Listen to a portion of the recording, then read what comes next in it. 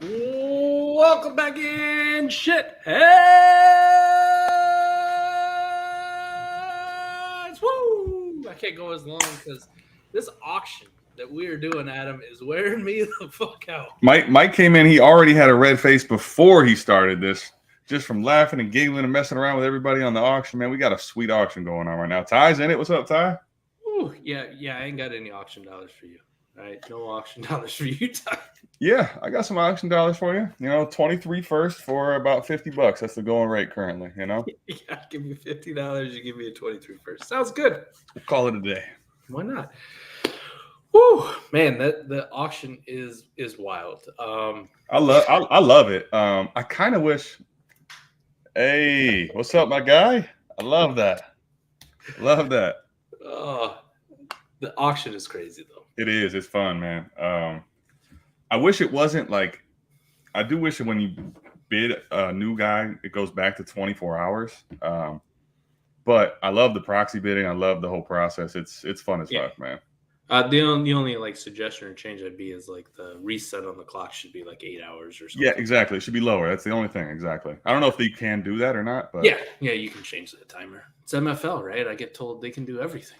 I guess that's one of the perks about it is, and I did notice like reading through the bylaws and everything. Like I guess it's like outrageously customizable. It is. That's also why they charge too fucking much for. What is?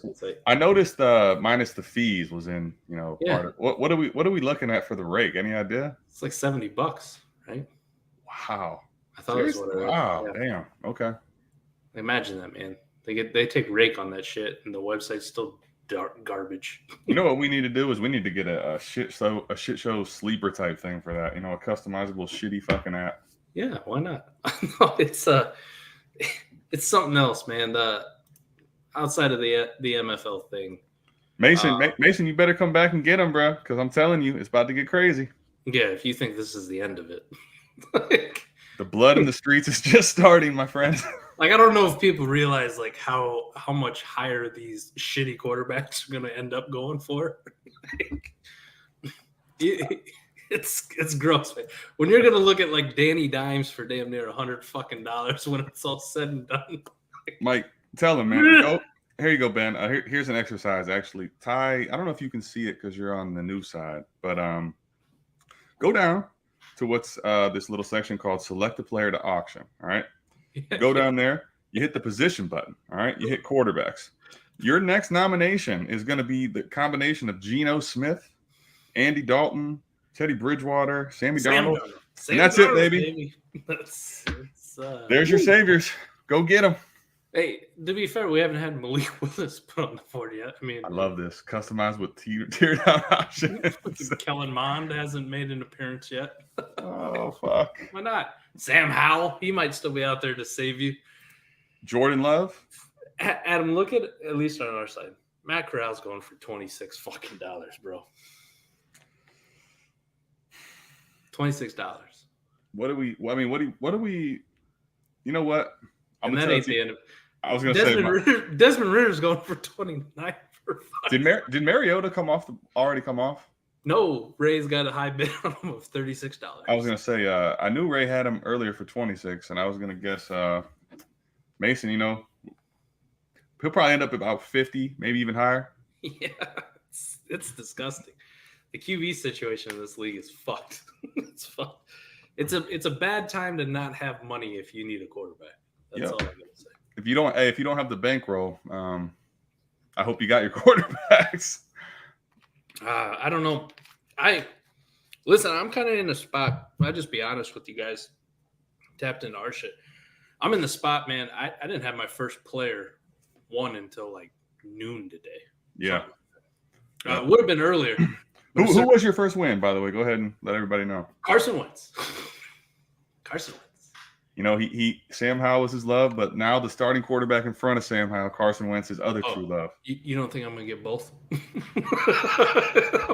I do. I'm curious to see what Sam Howell costs now. He may end up going for the same as Carson Wentz by the time it's all said and done. But oh man. Yeah, I feel good about Mac, at least for you, like in your position, Ben, like if you're not going for it this year immediately, mm-hmm. yeah, Yeah. Yeah. If you're one of these teams who's already traded away their first, and you're not sitting pretty at quarterback, and you don't have a big bankroll, I feel fucking bad for you. I was actually going to say a lot of times in these bigger leagues with the money on the line and all the eyes on them, sometimes the best play is going back to what I think Mason's going to end up doing. And Watson, I bet you at 111 is going to end up being, even if it's in 18 months, it's going to be a steal. It's going to be a huge steal at 111. Right now, Kenny Pickett's going for 111. Adam. I mean, I had this little, I got a little notes thing I'm doing, and I'm like, okay, Kenny Pickett, $100, like maybe a little bit steep, but we can rock with it. And then I'm like, okay, that's gone. And Zach Wilson, Watson at 111 is going for less than Zach Wilson, and I'm gonna imagine that Pickett goes for higher than that too. I'm guessing those people. What up, Austin? Those people who bid way too much on the elite guys outside of quarterback, right? As these prices keep rising for the shitters, right? The $300, the $250 look better and better for those elite quarterbacks, right, Adam? Like it looks better and better. The positions that it's not looking good for, because there's not a lot of money to go around and there's a lot of skilled players out there still, really good ones, are the guys who paid even the guys who paid $200 and some for JT, or 198 for Jamar Chase, or 200 and whatever the fuck it was for Kyle Pitts. Like at this point, like you're gonna have tight ends, maybe like Fant, just because of the lack of money, who's gonna go for like $25, $30. See, I think though. See, I'm very interested to see. Yeah, it's one thing. What do we got? Yeah. This son of a bitch. Wow. I love it. Oh shit. Austin Michael. Shit. Damn. I didn't even have to fire one off today. You're good. He's got it for you. He locked and loaded I love that. It's one thing. All right, so Mike, let's even use let's use the T-Law example though. Yeah. All right. So Lawrence is coming off back end of the second, correct? Yeah, maybe in a third, or if you're Jay Rich, never, I guess. Okay. Well, like him, don't like him, think he's going to be good, whatever. I'm just trying to go off of values of Dynasty. All right, if you think he sucks, fine. Late second, early third. Yeah, okay. Yeah. 14-team, 2-copy. He's coming off the board higher than that. I can promise you that. If we did a startup based on that. Now, you don't even have to say the 2-copy thing. Just say 14. Yeah. Well, all right. 14 team is come up higher than that. 2-copy is going to come up a little higher than that. But just for the 12 team, just for the argument's sake, okay? Yeah. So you're looking at right now. He's at what did I have him at? 190 something or low 190s? 192 right now. 192. Okay. Yep. Justin Herbert, Mike, is going 376. Is there $170+ difference between the two? In 2-copy league, Mike, you can almost get two of them. I mean, you can't own two of them, but you could get T-Law plus whatever else in that one set. Tua. Well, let's just look at some of the auction values that I already had, right? Let me go to auctions one, some of these quarterbacks, right? We're talking $170. Shit. Right now, I think Tua's going for 165 on our side. Not even Tua. Like, I'm looking at past ones. Like other skill positions. Oh, skill. I mean, Mixon went for 100. Mark Andrews in this heavy tight end premium. Went $161. Yeah. So you're going to tell me if I told you could trade Herbert for Mark Andrews and Trevor Lawrence, you wouldn't be interested in that? Here's a good one, actually, Mike. Okay. You'd be fucking psychotic if you weren't interested in that. I got Juju for $46. Yeah. Add him to Herbert. That gets you a little over 400. Yeah. Justin Herbert or Juju or Kyle Pitts and T-Law. Because those are going to be the same values. Yeah. Fuck me. Yeah, give me the Kyle Pitts and T-Law side. Whew. That's interesting to think. Now, it's hard to do it with auction values because they're so fucking all over. They will, and they're going to be nuts. I'm just saying though, when you if you get the quarterbacks if you spend a metric fuck ton, you are going to have to be very savvy with how you spend the rest of your money to either fill out a really deep roster that doesn't have enough studs, or if you get a couple more studs, you're not going to be able to fill out a roster, period. It's an interesting one. Like we look at Derek Carr went for $216. Now I don't know if T Law is done. I would assume he's not going to finish at 192, but that could just be me. But if you're telling most people, based on bailout talk, how could he not be done? I mean, Adam, even if I told you even if I told you contender, you're a contender this year. Would you rather have Carr or T Law? If I can't trade, if I cannot that's what trade, I was gonna say. If I cannot trade, I'll take Carr. Some bullshit you can't trade. I have 27 other teams in this league I can trade with, Mike. Yeah, I'm gonna take T Law. Yeah, it's hard with auction values, Ben. You're 100% right. Wait, can you elaborate? Hard to equate auction values to what would be. Yeah. What is what T? I think he's going to be a top 4 for sure. I say 3. I say top 3. Just that horrible fucking team. I know, man. From behind. Are you sure that he's going to finish better than Kelsey, Andrews, and Kittle? Kittle, yes. If he stays healthy all year, you think he for sure finishes higher than Kittle in points? That's the problem. One of the problems with Kittle. So you just think he's not going to play the whole season? Listen, man, you look at Kittle's injury history. Yeah. Now this is the other thing too. No matter what people want, Jimmy G's dog shit. Like I've been the biggest Jimmy G hater for the longest time. No matter how many people want it, he's a top 32. No, he's not. He's not a fucking top 30. He's horrible. He's dog shit. I will say this. You know what? Hold on, real quick. Keep talking. Go ahead. Let me just say this with the Jimmy G thing to Trey Lance. Trey Lance has immense talent, but this is going to be his first actual year starting.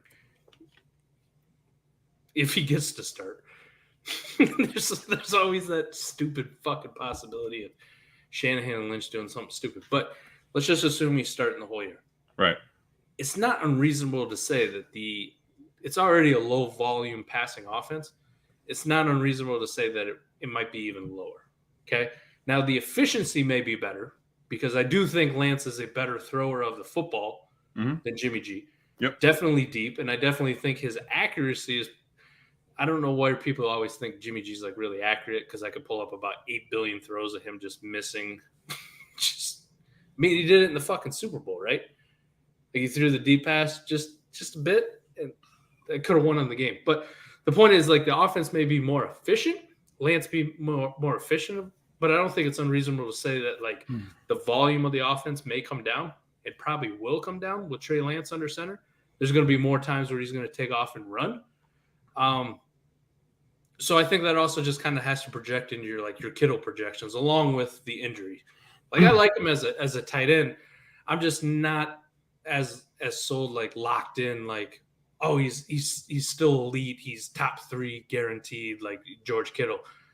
I could see him being in the top 5 range, probably for sure, just because he's so goddamn talented and he means so much to that offense. But if you were to tell me Kyle Pitts outscores him this year, I'm not going to be fucking shocked at him. If you were to tell me Andrews and Kelsey and Waller outscore him, I'm not shocked. Even if a guy I don't know if it'll happen with Dallas Goedert, we all want to, but say for some reason Dallas Goedert becomes the number 1 in that offense or gets a shit ton of touchdowns or whatever the case may be. If Goddard outscores him, I'd be okay. Schultz outscores him, I'd be okay. The only time it really gets shocking to me is if Noah Fant outscores him or Dawson Knox or a healthy George Kittle. But I just don't think I'm not hey, he's a top 3 locked in tight end guaranteed. I mean, he has boom weeks and he's fantastic. I just think with the offense, it's just kind of come on, we got to acknowledge a little bit that Trey Lance is going to run the fucking football. Sure. I think you do. I think you could also be seeing Deebo Samuel depart possibly. Maybe he doesn't. Even if he doesn't, the last 3 years, I believe he's been a top 4 tight end points per game. I'm not saying he's locked into top 3, but I just don't say, I'm not going to sit here and tell you that Kyle Pitts for sure is going to outscore George Kittle in my mind. I just don't see that. That's fair. I would project if I had to rank them, tight end finish the end of the year for the season. What I think is the most logical outcome is some combination of Pitts, Kelsey, Andrews, in the top 3, Waller and Kittle real close to him, and that kind of just rounds out your top 5. I'll say this: I'm all in on Pitts. I think he's going to be good. They really only added Drake London, and last year I remember watching. I mean, it was Matt Ryan, who, believe it or not, I think is a better quarterback than Marcus Mariota throwing the football. Yeah. Sure. They were keen in on this man, and I don't see that like just Drake London coming over making that go away. You got to admit it's better than the compliment they had to Kyle Pitts last year, which was fucking nothing. Yeah, I don't want to take that away, but my only point to you is that I think he's going to be great in the long haul. I still think he's going to be very good this year. But if Darren Waller outscored him this season, or if George Kittle outscored him this season, not only would I not be shocked, I wouldn't be that surprised. Like, I think that's very much in the range of outcomes. I think Pitts is going to be a dog, but like I think we might be letting his dynasty value, forcing him into the top 3 this scoring season. Could it happen? Absolutely. Would I be surprised if it happened? No, but I think Darren Waller and Kittle are really good still, man. Can we touch on something since this is kind of leading into it? Yeah. Right now? Yeah, let's do it. Russell Gage. Yeah, good. I was going to talk about it, but I didn't want to belabor the points. But if we're going to do it, let's do it. So you're just saying like it was Kyle Pitts last year, and I said it was just Kyle Pitts. How come Russell Gage goes to the Bucs, and now he's the number 2, right? In the current situation, no Godwin, no Gronk.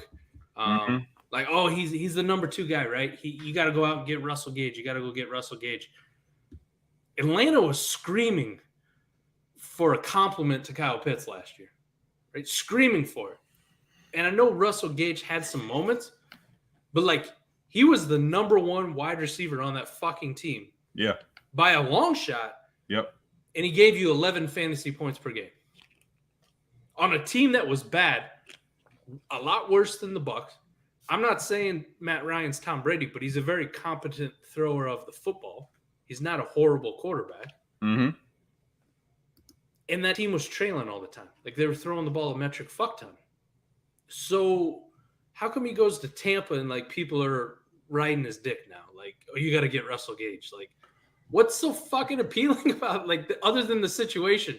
Because the talent's not that appealing to me. Like if you couldn't fucking do it in Atlanta with Kyle Pitts, like drawing a lot of the attention and you being the number 1 wide receiver, what makes you think that you're going to do fuck all of like any real substance in Tampa Bay with Godwin out and like Mike Evans being the number 1?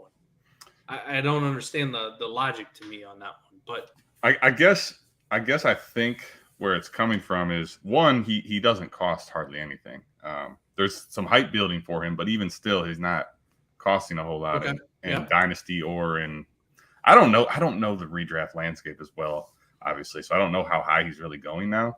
Yeah. But I think that if you just think about it from a standpoint of this, Mike, Mike Evans – his underdog ADP is 85. So what does that make him, a 7th-round pick? Yeah. That's starting to get a little bit rich for me, I'd say. Like that kind of – But I don't know the other – like you said, I'm not a big redraft guy, so I can't judge based on what else is there.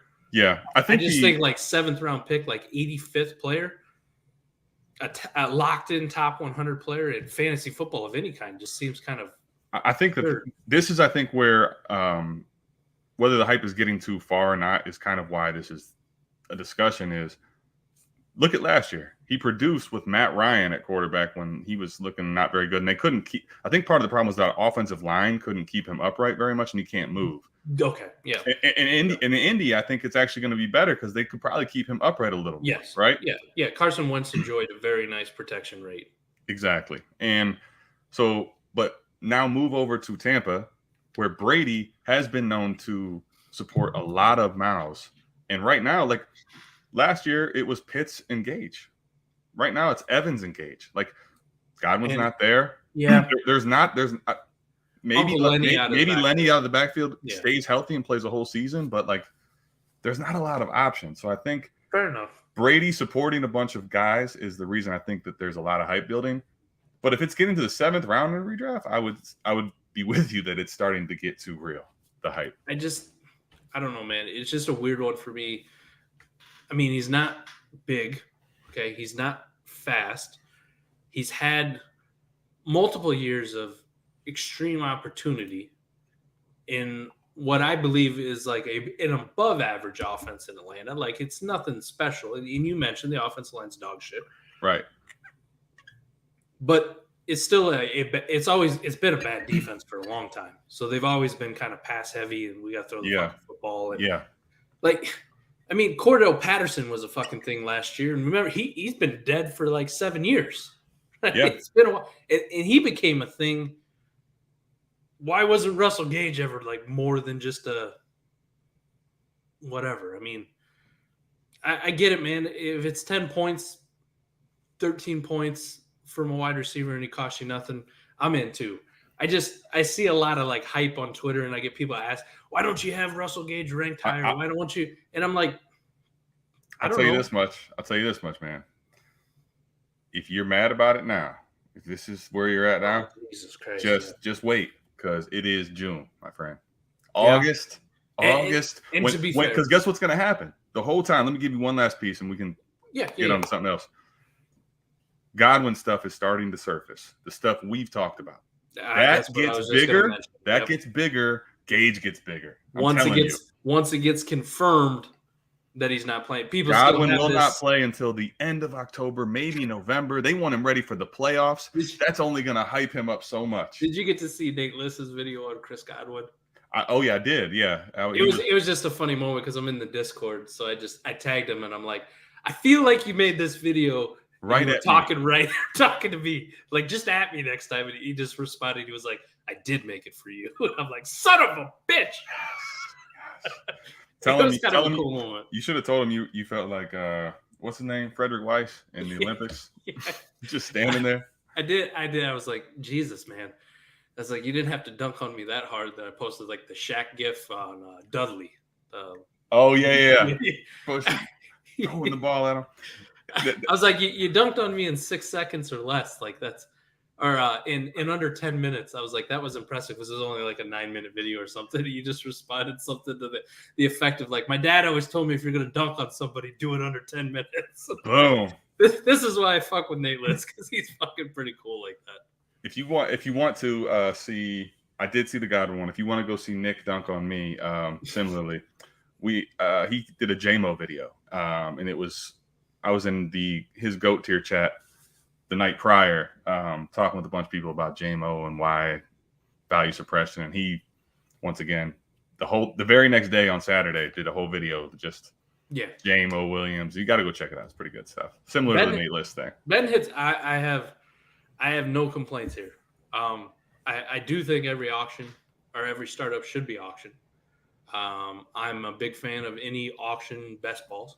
Superflex, tight end premiums. Like you don't have to get super crazy with it, but those are the coolest ways that I like to do it. I am a big fan of this proxy draft. Right, this is the way I want Sleeper to be. So I've been just not there yet. I have wanted. I feel like proxy should be the way always. Like I think Fab should be proxy as well. Yeah. I've been wanting proxy, and I never knew what it was termed until just now with this. Like, I think that's the way it should always be when you're bidding money. Fab, auction. Like Fab definitely should be. I never thought of that.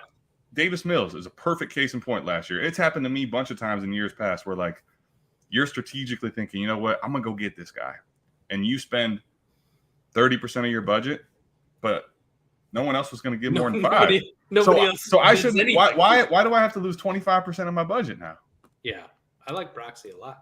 I think it should be on Fab. I like that too. This is definitely something I'd like to see more of, Ben. Like I want to see Sleeper come to this, and it's not because Sleeper doesn't have the features of MFL, and I don't think I've ever been like, oh my god, it's got all the features. The fact that I like Sleeper so much is it's mobile friendly on your phone. There's a fucking app, and the app is fantastic, and it's easy to use. It's easy on the eyes. It's easy to navigate. It's very user friendly. MFL is a clusterfuck. It sucks on mobile. It's hard to get around in the fucking thing. And unless you're using it on the web page, even on the web page, it's still not pretty to look at. And there's about 1 billion things to navigate through where it's very counterintuitive. But the features, the integration, the customization is top notch. I don't think that's to be debated. I wish they could have a love child and take the best things from each of them and make one fucking app, and then I'd be over the moon. Sleeper Marcus, if you're out there. Oh, Zach Wilson. Raymond. Somebody bid on fucking Zach Wilson. Was it Ray? I don't know. I was gonna go look. Fucking Ray pops in it with Zach Wilson. I know somebody did. I gotta go see if somebody's fucking with me. It wasn't me. All right, we're good. No, Gump. This motherfucker. Adam, this is your Gump. Yeah, Ben. Like, I really like the MFL proxy. It's been a dope ass experience to be able to do it on here. Like I said, my MFL problem has nothing to do with the features, because the features are fucking awesome. And you get to do crazy leagues like this where you have literally the same league, 2 copy, Adam, but there's 2 separate drafts that aren't integrated, right? We're not drafting against the same fucking player pool, so we ain't got to take forever. Yeah. And then now we get to go, like, we get to counter trade after, or cross trade conferences or whatever afterwards, which is really fucking cool. And I like the way the divisions are all set up, and there's a lot of really cool features about it. The interface is just dog shit, and the mobile experience, like we're in 2022, right? Like, still. Yeah, I was gonna say, man, this is where I did not have a mobile app. Where the fuck? This is where I think that What's 2 things. One, MFL does have some things that, especially doing this, I've learned are really nice. There's still some things I really don't like about it. I think the reality is, if you're trying to charge me $70 for a league and give me all that customization features, that's great. But if I have the commissioner telling me you need to just go to the web browser on your phone to make it easier, yeah, that's some fucking bullshit. Yeah, $70, you could fuck yourself if I have to go to your website when you have an app, because it's not like, that's crazy to me. I think that Sleeper, maybe as they continue to grow, I don't know if this is something they are looking to do, making it in free leagues do that, or if they want to do like a Sleeper Plus where like $10 or whatever you get, whatever their charge is, you can do some more customizable things and make their app a little bit more widespread with that. I think that would be really good for them. Yeah. All right. Well, we got a question here from Dynasty Alex. Glad to have you tune in, man. With all the mess in Cleveland, sorry, Adam. At least he apologized to you. It's okay, Dynasty Alex. You don't have to apologize, man. I'm here. I know. And the funny part is, everyone's all sad for us. For what? This is what we expect this by now. Come on. This is what we have. Has the high level Chubb efficiency run its course? So, the tear down from Chubb in a trade, Aaron Jones plus. Man, Adam, I think even me, like, if I'm competing and somebody give me Aaron Jones plus, regardless of the Deshaun Watson stuff, like, I think I'd still be considering that, right? It depends on the plus. I think this is the thing with Chubb. Yeah, he probably, I think now, because maybe the offense doesn't score as much, doesn't offer the same touchdown upside, let's call it. But I do think that, like, if there's discounts to be had on Chubb, like, all they're going to do is just utilize this man more, probably.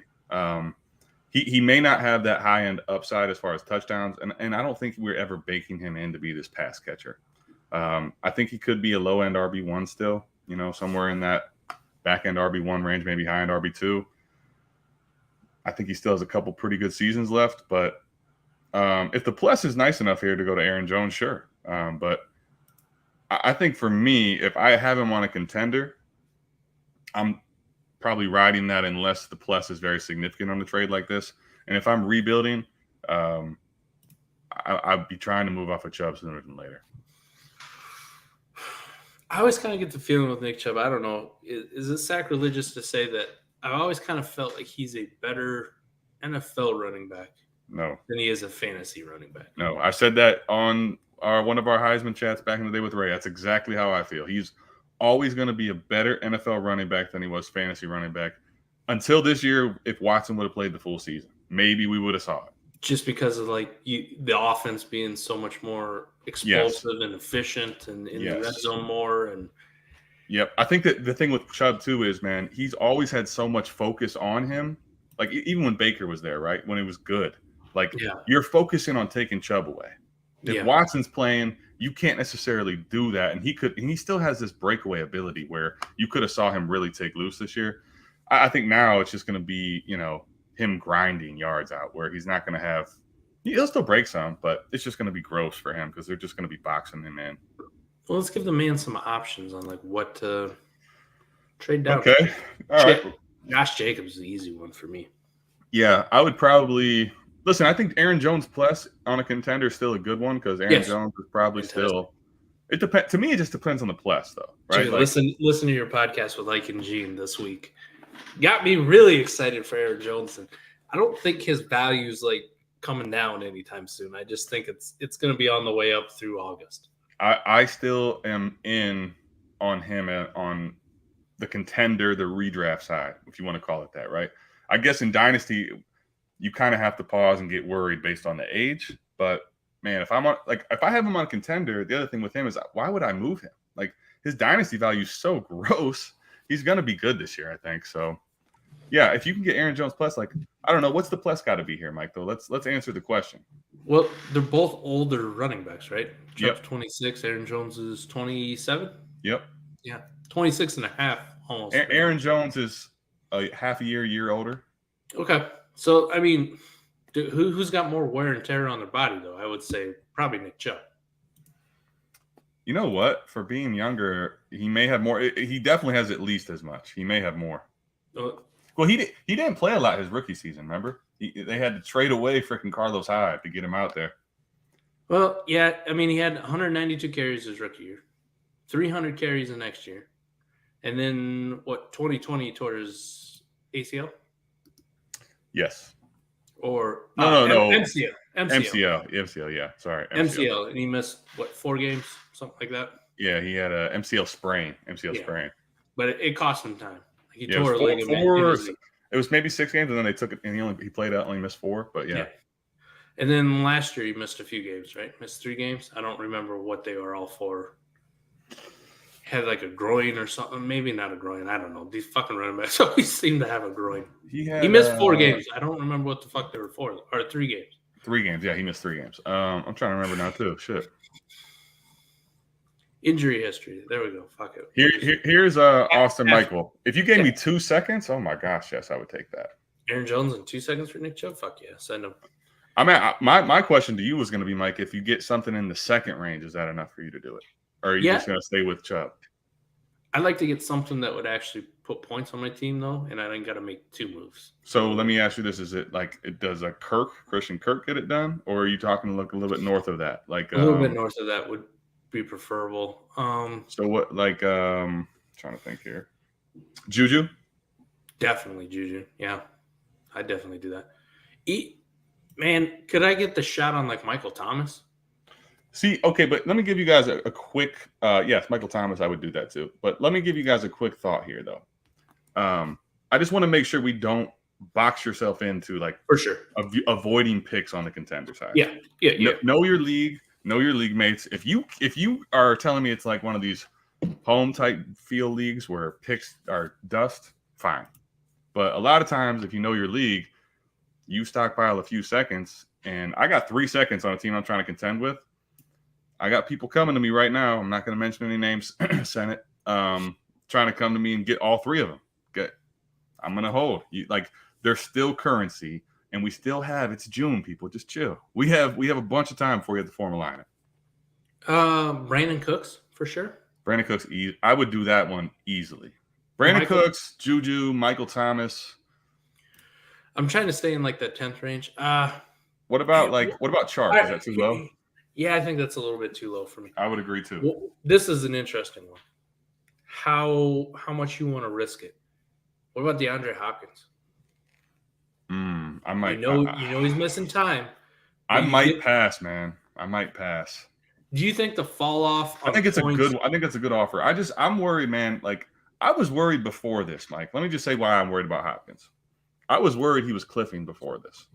Okay. And then you told me that what this confirmed to me was we had a guy that was getting hurt and cliffing, and he was probably taking a substance to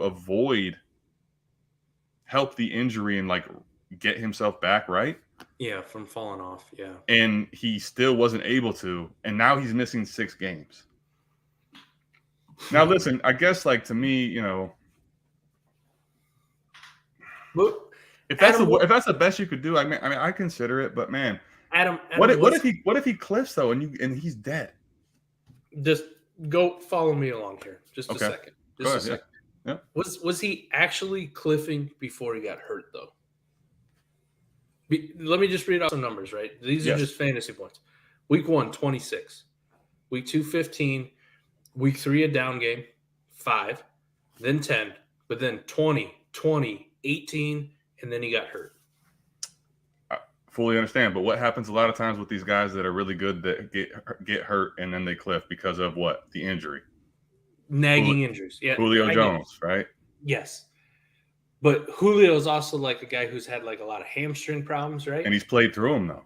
And he's played through them. But your body can only – I mean, this was like we just talked about Nick Chubb. I'm pretty sure he tore an MCL or something like that in his knee. I think – yeah, I forget exactly. He had a knee issue. He tried to come back. Supposedly he wasn't – he tried to play. He probably shouldn't have, and he came back. He played horribly. Listen, if you want to take the risk, do it. I'm just telling you that if – in my opinion, if he has cliffed and he's hurt, this guy is going to go to nothing in value. According to Player Profile, it was an MCL tear. I'd take Ayuk too. I was going to say this one is easy. Oh my God, this would be a home run. Personally, I think Ayuk is to me like a late first value. Probably most people wouldn't agree with that, but if you're going to give me Ayuk, sign me the fuck up. Yeah, I mean, if it's a Devy league too, the picks really become. Oh yeah, Yeah, the Devy part definitely was needed here. Dynasty, Alex, if it's Devy, But yeah, the Devy picks are shit. But in general, it brings up a good point though. Like when you're making tear downs on a contender or whatever you're trading for, especially in June, man, you don't have to lock yourself into just players. I prefer like if I can just make it as straightforward as possible and get players, cool. Oh yeah, don't get me wrong. If you're on a contending side and you don't have to do another process, by all means, you'd rather take the player. I'm just saying that if but I'm not going to to completely write off getting a first or a second or something because I'm like, hey, unless this is like you were mentioning, one of these fucking leagues that's stagnant and nobody like values picks or they're scared to fucking trade or whatever the case may be, like I'm going to try to package that shit up later and move it.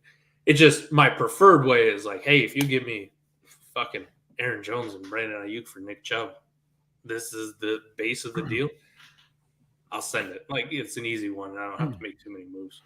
What do you think here, Mike? 23 first and Jameson Williams or T. Higgins in a third? 23 first and Jameson Williams or T. Higgins in a third. Man, almost as much shit as I talk about the JMO side without knowing where that 23 first is. JMO side for me. Yeah. And I would say this, if that was a 23 second, I would have a harder time deciding. All right, if I was on the other side of the deal, right, Adam, you're on a rebuilder. Not even going to say like you. Like let's pick some other random. But they're on the rebuilder and I'm on the contender. Mm-hmm. And you're sending me T. Higgins for my 23 first and my share of Jameson Williams. I'm in. Like I'll take T. Higgins and just move off because I want the fucking points now. I want the value now. Yep. And the other thing, if it's you, it's a different story. But if it's just like some random average manager, I'm going to assume that at some point during the season when he's taking zeros and not fucking playing, if I really like JMO, I might get him back at a discount. Like we're going to make the deal in June. Mm-hmm. And then like come September, October, I'll be like, let me go see if he's panicking a little bit. That just went down in Fade the Field. That was actually Senate that got that deal done. He's been trying to get me to buy Higgins and DK at all these crazy prices. So all right, well at least he made a good move. It doesn't quite make up for his dog shit move. No, I mean the other problem is T-Rock has like I think 4 first in the 23 picks. So Senate's trying to navigate not having his own first, a little bit of a mini pick horde. It's just. That's what can happen too. And that's why also real quick to finish this point, if you can get picks, sometimes in certain leagues, you have to take picks and then flip them because of the dynamics, right? There's not necessarily the correct tear down that you can make with a certain manager. Yeah. According to our value, if you're just looking at ADP value, I don't think there's as much an ADP value difference. There's more an ADP value difference for a lot of people than it is me like how I would personally adjust it and rank Nick Chubb with the current situation and Aaron Jones. But makes sense. I'd still do that the way you say it. Like if I'm in a startup, somebody wants to give me a 6th and an 8th for my 4th, I'd send it. Yeah, I'd almost always do that too. Consider seconds, but that's around 12th, 13th value. You did say it's a Devy league. So I would say in a Devy league, I'm not considering those fucking seconds. Fuck off. No. There got to be even worse, right? Devy depleted. Devy depleted seconds, man. I don't play enough Devy to really answer the question. It does come down to like how many Devy picks there are, like how depleted the first and second round. But if you can look at it right now and go like, if we were to do a draft today for 2023 and there's 6 out of like Ray's top 12 already fucking gone in the first 7 out of there, like add that onto that second round pick. Like if you think it's the 205, then now you're looking at the 211. Like how fucking enticing is that? Nah. I think I'm trying to think about like I don't know how depleted it gets in Devy. To me, if those become late seconds and if they're like the equal of late seconds or thirds, like no, I'm passing. All right, Austin's got one. What would you add on a late 23 first to acquire Drake London? I think a late 23 first and maybe a late. I would do a late 23 first and a late 23 second. But I've been doing like a mid or a random as long as I knew it wasn't. If you had them to give for sure, yeah. I did that with Jag, a 23 first and a 23 second for London. I took those picks. Like that's what I would think is fair, So, or I'd see like player wise, I don't know, somebody be interested in like some of these second rounders from this year, Trey McBride or something. Maybe worse. Would you take a 23 first and Trey one that really projects late, and Trey McBride for Drake London? Would I take it? Fuck no. Exactly. So I would send that in a heartbeat. I'm trying to think like what some of these turds might get talked into. I'm not saying no. Don't get me wrong. You could possibly get that deal done, especially if someone's like, I need a tight end, blah blah blah. But like, I'm just saying, I would prefer not any of the seconds this year, other than if you're telling me it's like Dotson, probably. I would need a 23 or something. This is where I wish I had more like Dameon Pierce shares. Oh my gosh, because he's getting so fucking. You know what the one thing I've actually tried to change up a little bit from what we do is just having a little more exposure to some of these guys we hate, and their dynasty value is just crazy. Because sometimes like we either trade off the pick or we trade said players so fast that they keep getting dynasty steam, and it's like, man, imagine if I had Dameon Pierce to toy around with this team and then move on him, right? For sure. He's in the house. What's going on, man? All right, fuck, we got another one. This is a good question show. This is why we do it. I love this. This is what we come here for. Yeah, let's do it. Some strategy. I guess 16-team Superflex. Jesus Christ, you're a madman. 16-team Superflex. You know what, though? I have not done one. I would never want to do one. Nope. But I'll say this. Like, what we're dealing with in the 2-team auction right now, Mike, add way more chaos, and that's what this is. I mean, it's just maddening shit. So he's got Mahomes, Zach Wilson. So he's got 2 quarterbacks that we know are going to start. One of them a stud, and the other one a guy we like. So you're better off than a lot of teams. ETN, it's only one running back. Oh, Mitchell, there's the second one. Debo, I guess you put Debo in the running back conversation. Marquise Brown, Mike Williams, Treylon Burks, Brandon Cooks. Is this team good enough to ship my 23 first for the Elijah Moore stack? Let me say a couple things. Actually, Mike, go ahead. I want to hear your side first. I got a couple things to add. Man, 16 teams tough to judge because, like Adam said, like I don't play in them and I never fucking will in a 16-team Superflex. But I can tell you right now, if you got 2 quarterbacks, you got a leg up. You got one really good quarterback. And you got another decent. ETN Mitchell, not the worst case of running backs. The receivers are nice. Debo, Hollywood, Mike Will, Burks, and Cooks. Yeah, I think just looking at it with the information I got right now, I'd send my 23 first because it's going to be on the later side. I would imagine.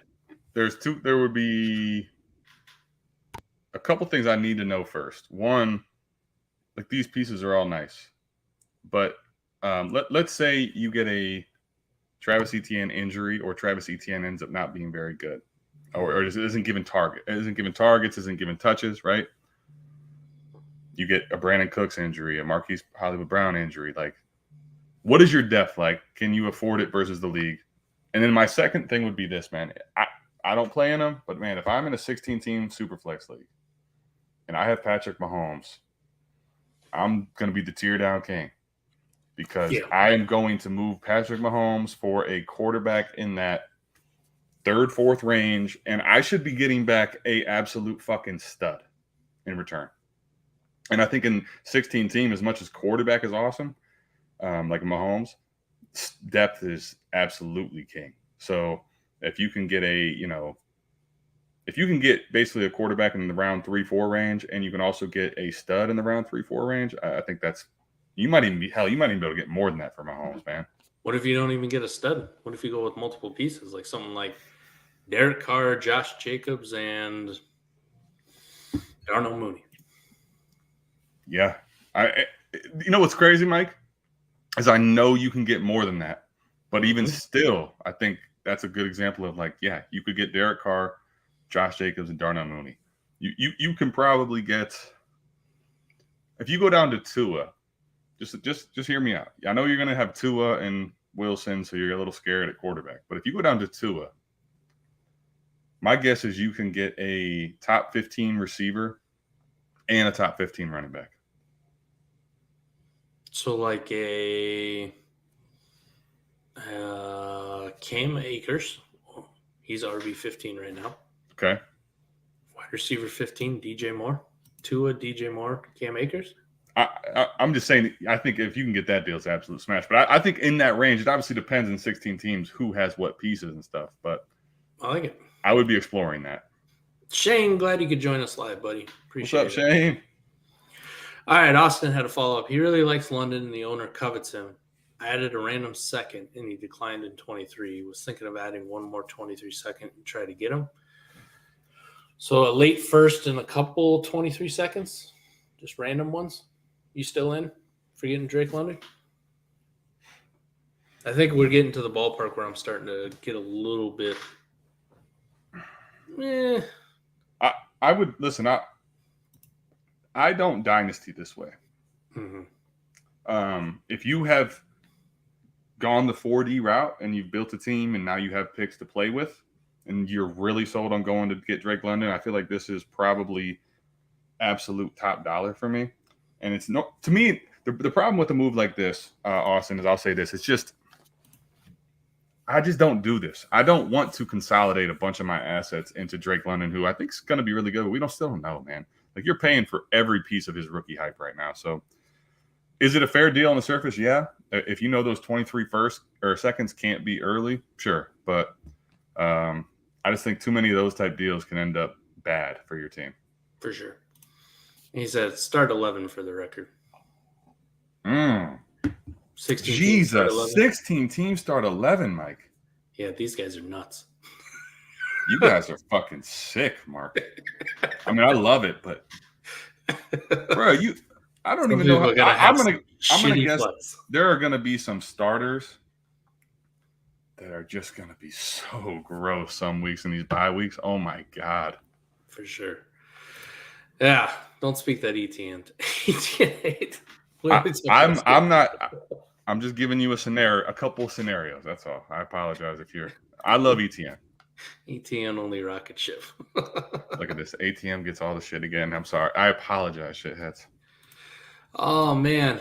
All right. We got any more movement in this auction? Holy shit, we got some quarterbacks. We got a bunch. Man, you know what, Mike? Fucking Baker Mayfield's up to $45. Desmond Ritter's up to $46. Has anyone bailed me out? I'll pull it up here for you, buddy. No, they haven't. No, nobody's bailed you out yet. Shoot, man, I'm gonna get stuck with them. I got bailed out of Zach Wilson for now. I'm gonna be honest with you, Gump. Where you at, Gump? You in here? I wouldn't be safe at 116. I'll tell you this right now, with the way it's trending. If Baker Mayfield's gonna cost $60. Fuck you. Zach Wilson ain't going for 115. For sure. Man, I got nothing to do but kick it, man. If you want to hang around, if there's any more questions, or if we want to get out of here, whatever you want to do, man. Yeah, we'll see if we got a few more we can take. We'll bounce out of here. Yep. I was gonna you know what? Let me give you another one I was wanting to discuss.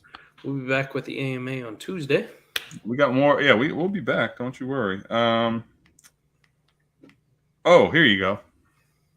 So Scott Connor, I don't know if you saw, he did a video with the tight ends. Did you see his video? No. This is the downside of like consuming so much content. Sometimes it gets pushed back, but I can tell you it's in my fucking email. No, don't get me wrong, man. Between having a newborn, like there's so many videos I can't consume and podcasts I can't consume anymore. He's an animal. He consumes more content than us, but he said multiple times on Twitter, he puts it on like. Bro, he said it in the tight end video. He talked about how, like he said, this is gonna be a 15-minute video, and it became like a 30-minute video, right? But he talked about how he's not. He said like, I'm not the person you want to ask for specific player advice a lot of times, right? Mm-hmm. But he was like, I pride myself on knowing everything in the market. Like I know who to listen to for all this stuff, and he's like, I listen to probably 40 podcasts. And he says, I have them on 2.5, 3x speed. Damn, he's a speed podcaster. And he's like, as he's talking, I can see like in his mind, just like the that GIF, right? With Niggas just like, it's just all going and just staying in there. Yeah. But he was talking about the tight end approach, and he was, he's geared more to lineup. But he was saying how basically in lineup, it's suboptimal once you get out of like tight end 8. If you're gonna try to like think you're gonna like hoard and flex, right? Yeah, for sure. You're never gonna fucking do anything with those guys, right? So here's the question I have though. I don't disagree with that, even in best ball. Although in best ball, you want to take more of those guys just to give yourself the spike weeks, the touchdowns. But on the counter side though, let's say you have a stud team, Mike, right? A stacked team in best ball, and it's a deep roster. You get 30-some players, all right? Let's say you have 2 of the top 8 tight ends. Let's say 2 of the top 6 tight ends. Let's go Andrews and Kittle. Okay. You have depth. You have a decent team. Not saying you can't improve it, but like you have what looks like the best team. You're in best ball, you're keeping 2 of the studs off of other rosters too, right? Mm-hmm. So you're guaranteeing yourself a positional advantage head to head. Exactly. On multiple weeks versus just one. Yep. And then let's say you add the stack aspect. So you got Lamar and Lance. Ooh, okay. How much from a leverage standpoint then does it change for you if you're going to trade one of those 2? Or is it still for you like, I'm going to trade them at market? I'm probably trading them above market, to be honest. I would too. I'm just wondering, like, what type of leverage play do you need if you're going to move them then in a situation like that? The same way I do it when I like QB hoard. This would just be on a mini scale. But if you have 2 of the top 8 quarterbacks on points per game basis, like you're going to value them a little bit more, right? Just inherently. Like exactly. Why the fuck would I give you a stud? It doesn't make sense. I'm looking at this too. What's up, Stone? Let it happen, man. Let it happen. Because here's my thing. It doesn't like. All right, in best ball, you could probably say, all right, I'll move Andrews or I'll move Kittle, right? And I will I probably can backfill and have just Kittle or Andrews and still be fine. So there's that side of it. But there's also, if I'm going to let one of those 2 guys go to a team that really doesn't have the tight end locked in, like, why is that advantageous to me either? Like, I think I'd have to go to a decent win in order to move him. You know what I mean? Just on the leverage aspect. All right, so Mark Andrews was a fucking stud last year, and this is where I want to. This is where I want to start implement more of a Bob Lung's consistency guide, right? Yeah, exactly. Yep. Week 2, clutch. Week 3, 4, 5, 6, 9, 10, 11, 12, 13, the rest of the year. All right. He had 2 games where he wasn't clutch, scoring. Yeah, he pretty much missed your lineup twice. That's nuts. And his bye week. So 3 weeks, but two actual games. Yeah, that's what I mean. 2 weeks he played football and missed your lineup. That's nuts. And none of them were in the playoffs, correct? No. He hit him every fucking week in the playoffs. That's a league winner by definition, I think.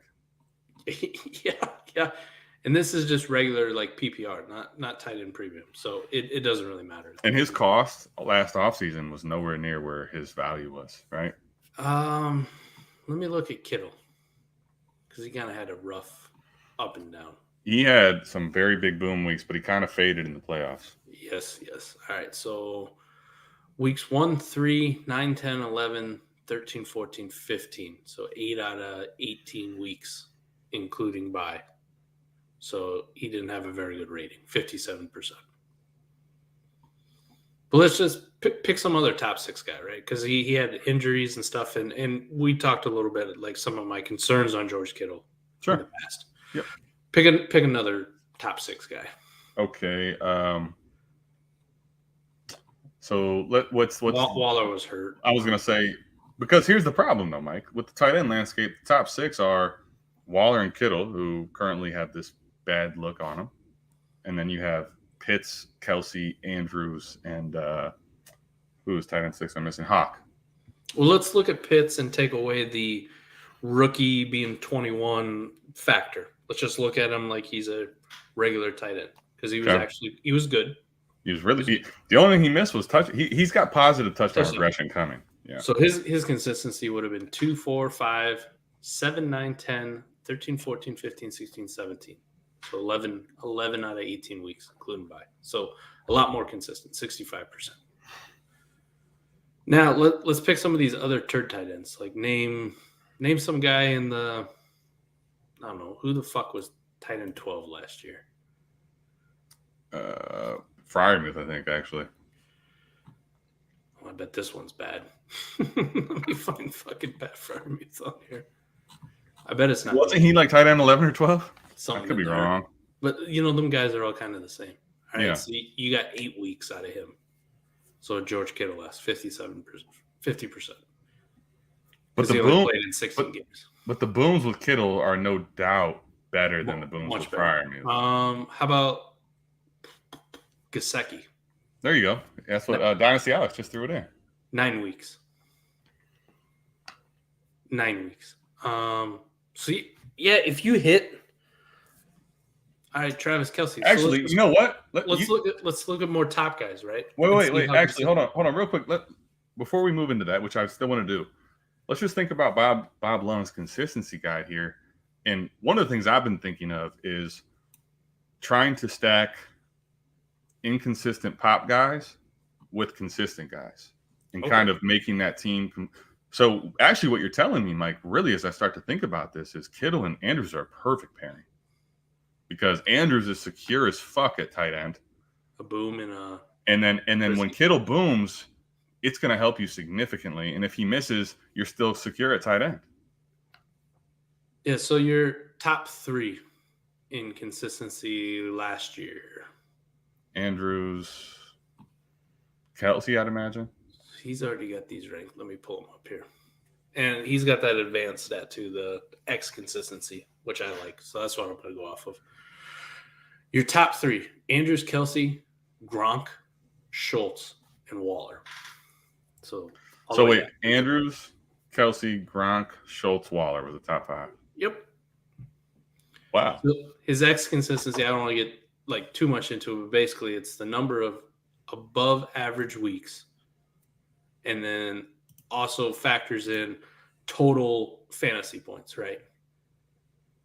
So it kind of weeds out the shitty guys who just do the bare minimum all year. Yeah. Like their end of season fantasy points are dog shit. So it also takes into account what you're talking about, the pop weeks.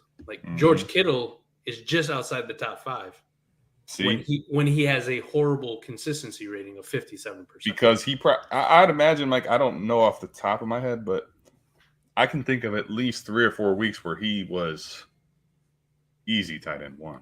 I mean, Yeah, because he yeah. was going for 30, 40 points. Man, I kind of like this. I think I might base more of my tight end premium decisions off of X consistency. Yeah. And just I can remove the whole, especially in best ball, I can just remove the whole boom week shit, and Oh, I'm gonna go off of this, right? Because Dalton Schultz, right, not sexy, but still ranks 4th in X consistency. right. Total fan, he just comes in every week. And this year, every week, no Amari, right? Gallup's off. Like Yeah. Dalton Schultz, shit. Is he already through an auction? I need to reconsider. What did he go for if he's off? I put him up if he's in the bidding somewhere. Oh, I wasn't letting him slip through, and we might have a Bob Lung bid up. He's currently going for $60 to Eric. It's getting pricey though. I was gonna say I might walk actually. I was liking it in the 50s, but yeah, I'm probably passing. Some of these other guys that are kind of interesting. Tyler Higbee scored pretty high. Okay, this brings me to another question with him. What was the injury late in the year, and with his age, like, is that something that we're concerned about moving forward or no? Ooh, Higbee. Let me pull him up. Right, this is why I love fucking Player Profiler. Right, you just scroll to the bottom. The body scale, like you get to see where, and they'll tell you all the stuff. Yeah. Yeah. Like I was looking at his points per game based for other people. So he's 13th in points per game for whatever that's worth. So who cares? But yeah, injury, late season, MCL sprain in the preseason of 2021. That was it. They don't have anything else for 2021 listed for him. He got hurt in the playoffs though, right? In the playoffs, yeah. Fuck. They don't have that listed because he did because Hopkins played. Yeah, that's right. Blanton played, and that's why I'm asking because it was so late. Like, is it a concerning thing or is it like, oh, he just couldn't go? Because he's getting a little older too. He did have a knee injury, MCL sprain in the NFC Championship game. All right, if it's just a sprain, no tear, it's probably not something to be overly concerned about. Okay. There we go. Boom. Yep. No Robert Woods. They do bring in Allen Robinson, but it's just kind of Woods was really good too. Like the people getting really crazy for Allen Robinson don't like, the Rams didn't have this last year. I'm like, bitch, they had Bobby Trees and he was playing really well before he tore his ACL. I don't know what the fuck you're talking about. They had it before. We've seen it. 2 questions. Robert Woods in Tennessee and Allen Robinson in LA. What are we thinking here? I guess give me Allen Robinson just because of the better offense, and he doesn't have an ACL tear. Sorry, not one for one, but like at cost and like at cost. Jesus. Yeah, I mean Robert Woods is going really late. Woods is going really late. Allen Robinson keeps climbing. You're probably looking at A-Rob in the 9th, maybe 8th round now. Bobby Trees, 13th round. Shit. Fuck, just give me Bobby Trees at that point. There's still some other dudes. What round is he in? 13th for Bobby Trees. Now, I'll say this. You're going to have to set in a second for him. But 13th is like almost outside of a second range. That's crazy. Yeah, Allen Robinson for last month, total month. So I haven't seen what the last week says. But last month was 9th round, 903. Wide receiver 39. Bobby Trees, wide receiver 59, 1306. You know what's funny that I threw that into the Heisman chat a few days ago. Kyle Yates was getting clowned when he dropped the Allen Robinson tweet. You can have your late 23 first. I'll take Allen Robinson. Allen Robinson on the Rams. Yeah. And he was getting work. This is why you don't know anything about Dynasty. I mean, the comments were, Twitter's always at your throat, but they were bad. I'm telling you right now, 90% of contenders would do that deal. Right now. This is where it's process over results, though, Adam, for me. Oh, I'm not disagreeing in theory with where he was wrong, but I'm just saying like this one, I'm with you. Process over results, no, but like he was right on the market on this one. Another thing, though, you know the basis of that tweet was your late 23 first. Yes, late. Yes. When did he make the deal, Adam? March, right? No.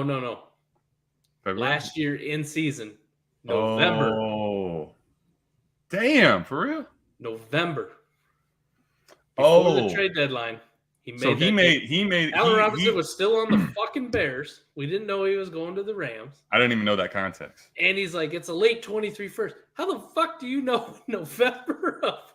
When you're in the 21 season, unless you have one of these juggernaut teams Mike and I can show you, where like I don't care what the fuck happens and how much time passes, it's a late first.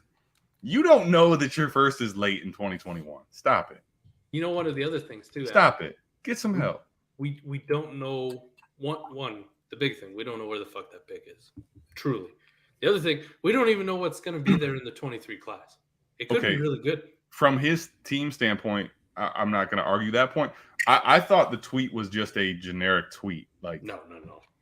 And so from that standpoint, I'll remove myself from the conversation. I just like kind of, trying to hype Yates up real quick, I get it. I like Kyle. We had a good time when he came on the draft thing. But still, like, I don't know, man. This is kind of fucking dumb. Don't get me wrong. There's plenty of other issues with it. I just, I like to try to throw some gas on some fires. That's what man, even then, it's definitely a process over results thing, right? You and I have both made trades. All right, our Kyle Pitts trade, mulch value Kyle Pitts trade. At the time, can you agree that was a bad process trade for you?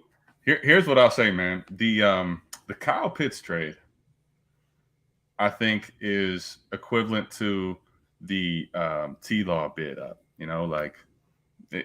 Everybody on the woodwork, oh, what a horrible trade. And maybe you guys just don't see what's coming. No, the Pitts trade was bad at the time, no question.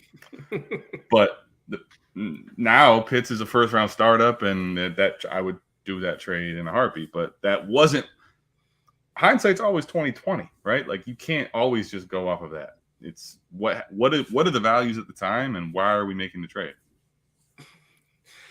I gotta laugh a little bit too, because fucking Twitter just is the gift that always keeps on giving, right? I'm trying to look up the Kyle Yates thing, and I'm looking at my replies. Did you see the Luke Sawhook, Treylon Burks over Gabe Davis with a lot of things? Appreciate you, Austin. Thanks, buddy. I'm sorry. Say that again, Mike. The Luke Sawhook tweet where it was like Treylon Burks over Gabe Davis. Oh yeah, these tweets just aren't funny. I set out the Justin Jefferson over DJ Chark. Well, somebody responded to me. Treylon Burks has never played an NFL snap, and Gabe Davis holds the NFL record for touchdown receptions in a postseason game. Okay. Thanks, I guess. I don't. What the fuck you want me to do with that? I got nothing for you. I think we had some questions we need to answer here. Mark says, "Keep it moving."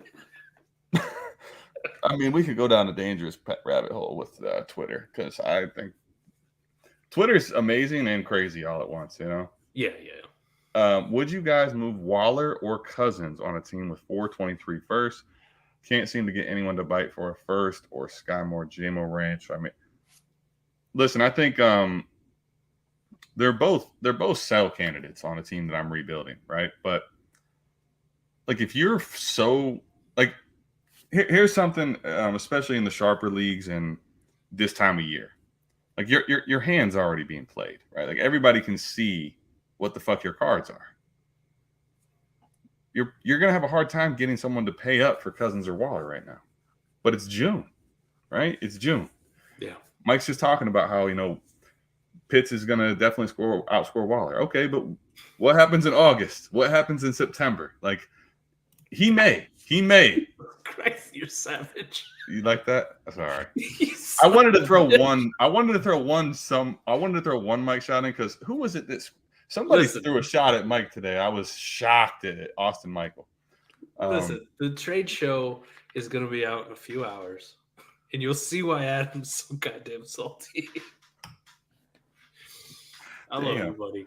I love you too. But you guys are going to know this is all context we had for recording it. Now he's trying to get me back. I get it. I get it. I'm just fucking around. Come on, baby. I'll get my revenge in a few hours. See, you see what I do? I give one shot to this guy. I'm gonna have 4 coming. But here's what I'll tell you. Waller and Cousins are gonna get more interest. Like, you don't have to force a deal in June. That's what I guess the best thing I could give you is this. Yeah. Don't force a deal in June. Cousins, I think, we talked about it on, if you want to go listen, myself, Ike, and Gene on Off the Line podcast. Very good one. Listen, Cousins to me in redraft formats, probably gonna feel like a hot take. I would take him over Aaron Rodgers, honestly, given the situation and difference in the team. And you can move Cousins for more in September or October for sure. I think Waller is going to be someone. I think there's a lot of scare with him and the injuries and the age. But listen, with Adams coming over, I think it's a good thing for Waller. Like, he's getting double teamed a lot these last 2 years. I don't see that happening at all. These are guys that I think that you can move for a first plus at the right time, honestly. But Mike, I don't know what you have to say on this deal. Yeah, definitely. I agree with everything that you said. The only thing I was going to interject is the podcast you did with Ike and G is very good. You guys need to go give it a listen. I fucking loved it. The only pushback when you guys were talking about Aaron Rodgers on there that I'd be like, all right, Aaron Rodgers is Aaron Rodgers. So we're always kind of give Aaron Rodgers the benefit of the doubt. Right now, it doesn't look like he has fuck all for weapons, and I can fully understand that.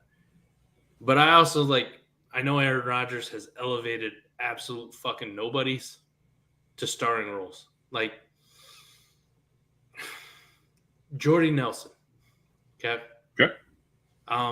His college stats actually are fucking phenomenal. This is something that I didn't know. I didn't know until I was talking with Ray. Really, really good ones. Yep.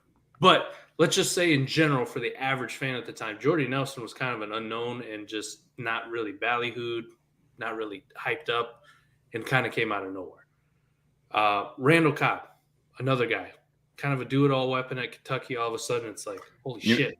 It's a good thing you mentioned him. He's still one of his top 2 weapons, as Ike was saying. So when I look at like Lazard or Watkins or Christian Watson, even though he's raw, I'm like, it's not going to surprise me if Aaron can elevate this guy to being something. I mean, which guy? Just in general? Just in general, one of them.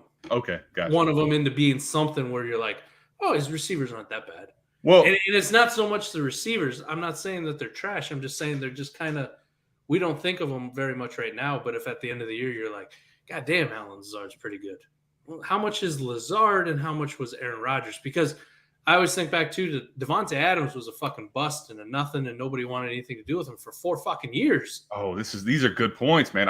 I'm glad you're keep going. I'm listening. Keep going. Well, I just mean it was like 4 years where it was like this dude is doing absolutely fucking nothing, and now with the connection that he's built with Aaron Rodgers over the last few years and the production that they put up together, now we're like Devontae Adams is one of the best receivers in the NFL.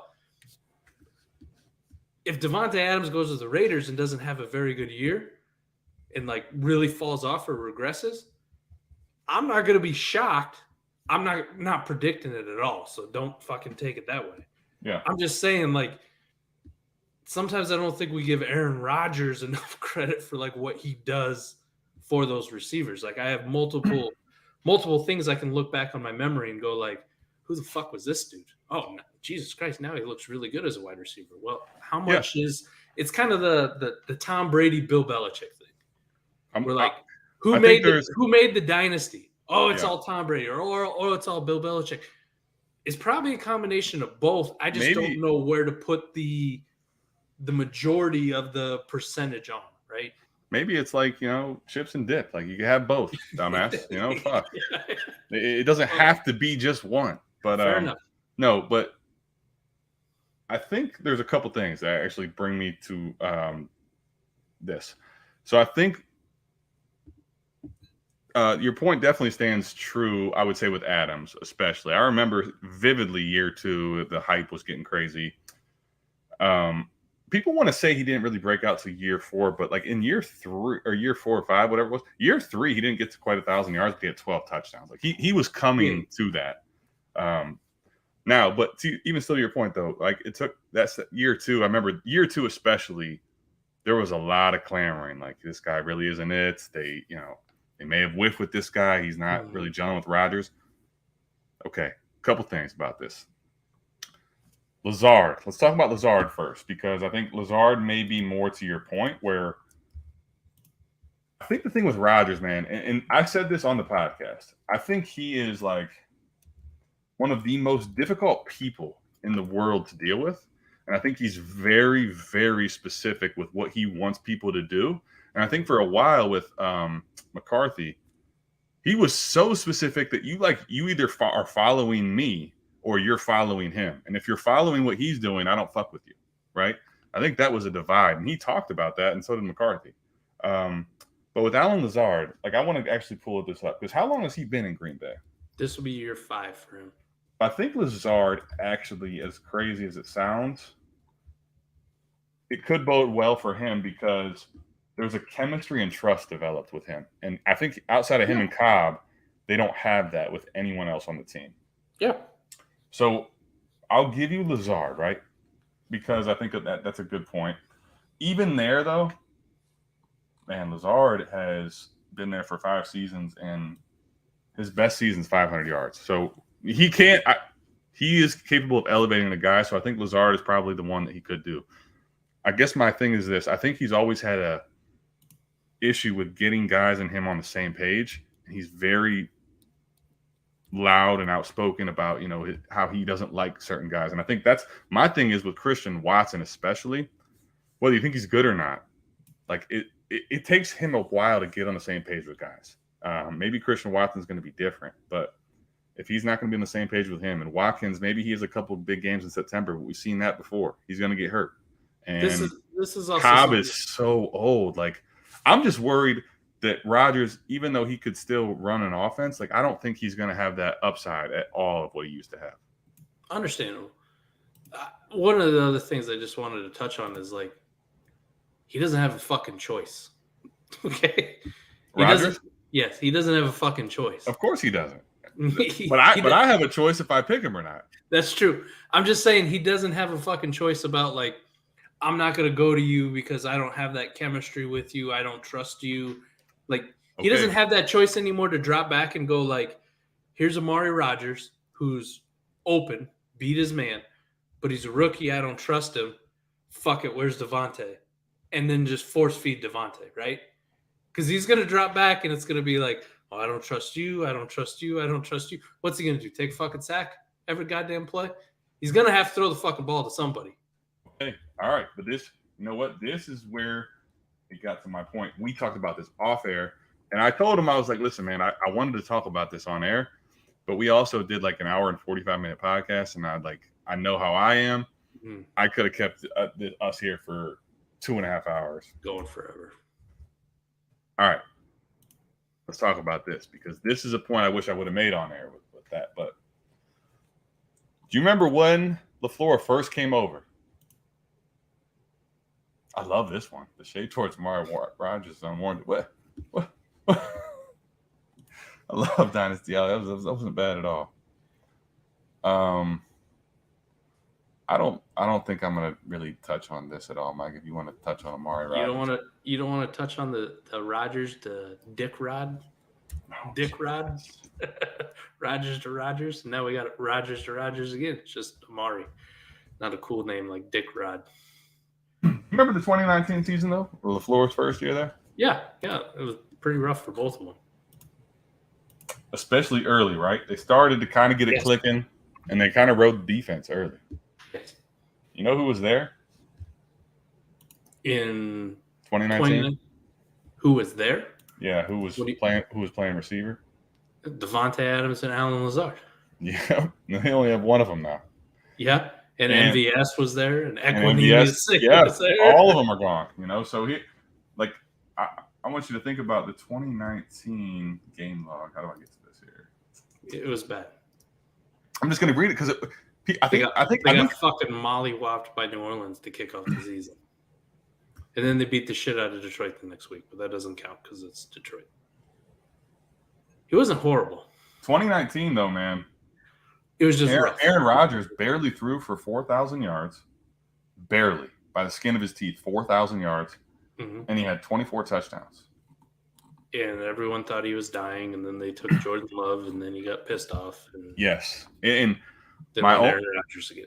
And the only reason I bring this up is the only reason an Aaron Rodgers buy window ever existed was because of this season. But this season's seemingly forgotten. And his weapons, I don't think, have ever been quite this bad. And he's older. And he's also kind of still pissed off. But he's paid now. So, like, listen, I'm not saying shit, fade him forever. Like, I'm not saying fucking don't draft him, period. I'm just saying, like, I don't know that the upside's there. This is so, like, Twilight Zone shit. This is so weird. It is, isn't it? I remember about this time last year, maybe another month or two. Right? We were flip-flop? When we were first starting, right? We were having this argument about Matt Ryan and Aaron Rodgers. And now here we are, and we're both like, you know, Matt Ryan.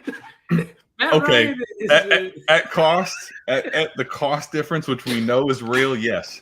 But let me tell you something else. I'll give you another Twilight Zone. Every time that Mike and I did a draft, and Aaron Rodgers is sitting there in the 6th and 7th round, and everyone's testing me, guess who the fuck bought in? Aaron Rodgers to the moon. Except for this season. And then for every other season moving forward. Just 1 year for you. It was a buy and try, you know? Oh, my God. It's so strange, ain't it? Listen, I'm not going to sit here and tell you this is going to be the last time we go to the Twilight Zone. Remember, I'm not going to do that to my guy. It's my guy, you know? It's my guy. I am, believe it or not, whatever the trade show may or may not tell you, I'm the nicer part of the 4D chess. And even though everyone thinks I'm the, trade rape, I'm not going to put the deals he does on there that are absolutely egregious to expose him on the trade show. I won't do that to him. Here we go. I'm going to judge by the contract and say no. I'm going to say, like, he probably don't give a fuck what happens. At least I wouldn't. If I made that much money, I'd be like, all right, whatever. I think he keeps going out there. I think he is somebody, though, when he's not having fun and he's not winning.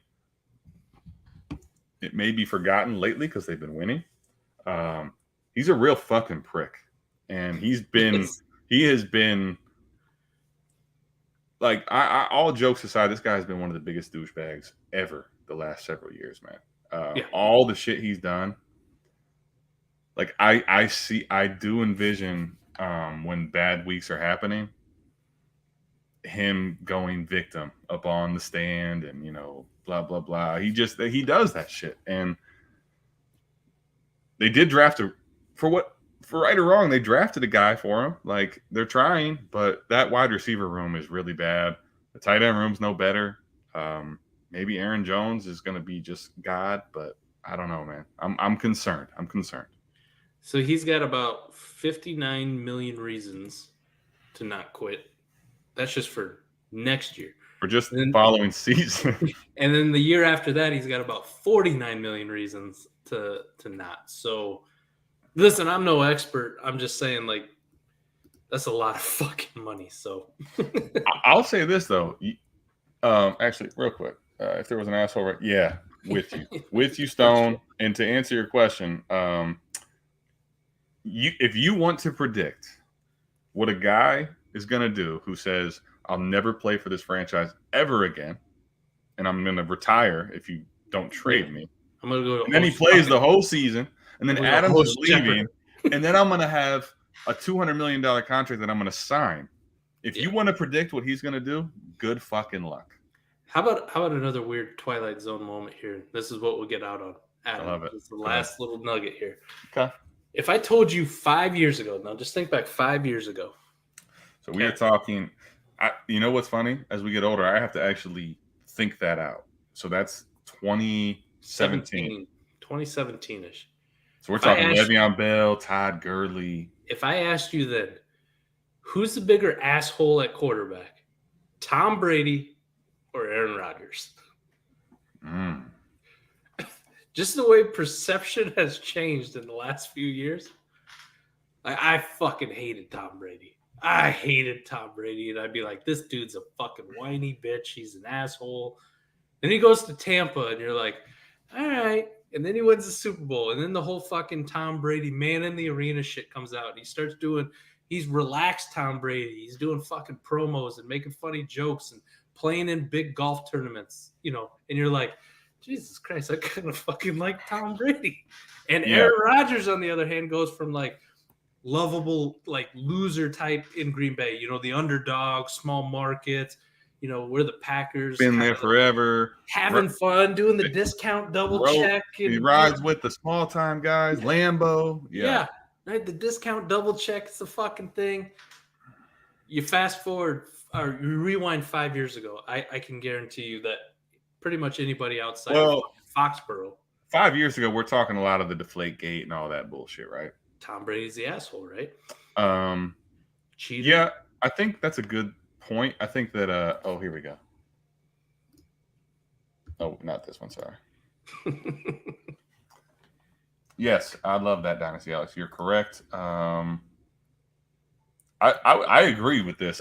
I'm genuinely, the only pushback I gave on Aaron Jones, which got kind of crushed on the show, is like, if they are going to try to feature him a lot, I'm a little worried of injury, but I think you still have to take the risk and redraft her on the contender side.